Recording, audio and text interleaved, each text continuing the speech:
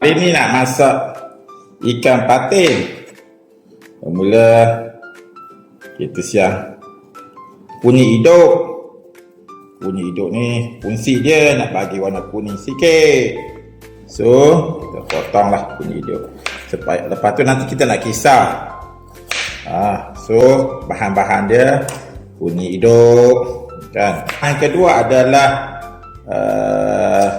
lada. Okey, bahan yang kedua adalah lada. Lada ni kita buanglah tangkai dia kan. Ni kita buang tangkai dia. Kalau boleh lada kampung. Lada kampung tu dia tu sikit, pedas sikit, baguslah tu.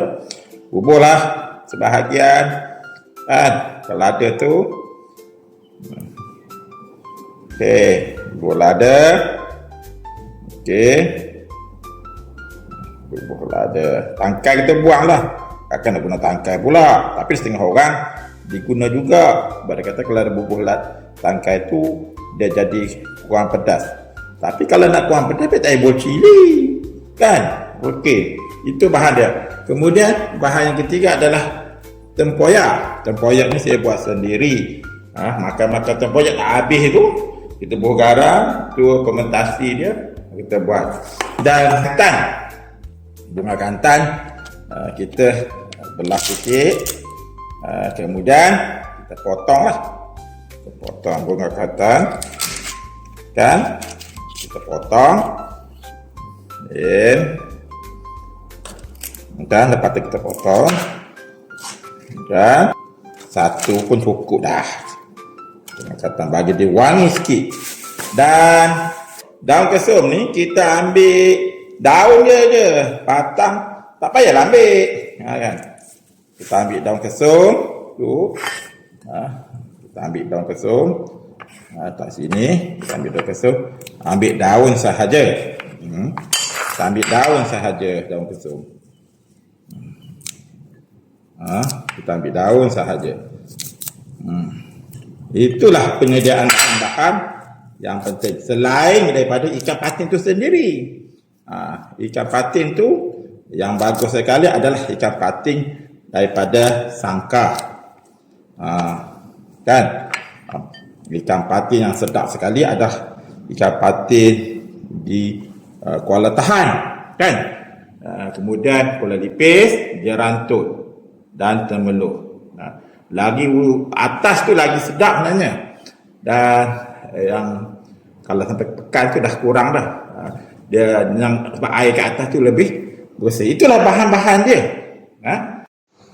Ikan patin ni kita basuh-basuh, letak asam jawa supaya nak elakkan daripada hanya. Bahan-bahan tadi kunyit hidup, lada tu, kemudian kita blendkan dia. Lepas tu campur dengan tempoyak. Nak sedap sikit, tempoyak tu kita tak lebih lah sikit. Ni air sikit lah. Kita nak blend macam mana? Kita blend sikit je. Okey. Tu masuk, kita blend.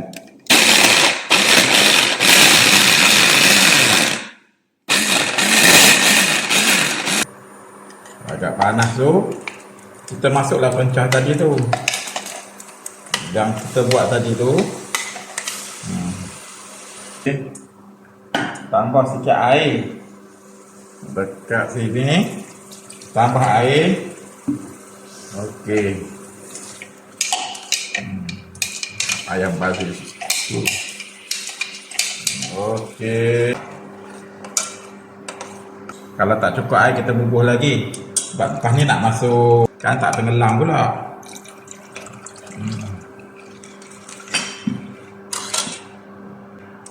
Gaul-gaul.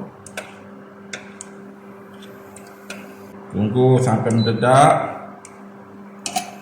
Dan kita letak bunga kantan. Bunga kantan. Kita kacau, tunggu meregak dulu. Senang saja masak hati. Kalau bagi rata-rata dulu.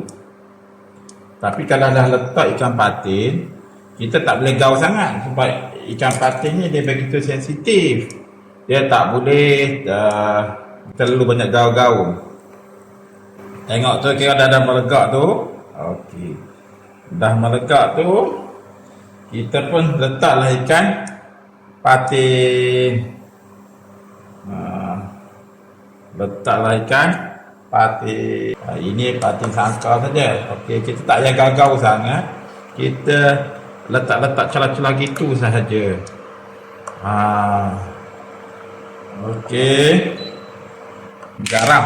Kan tak rasa pula.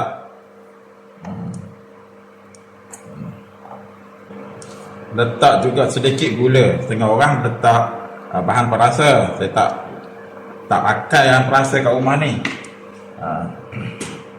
Dan letak daun kesum.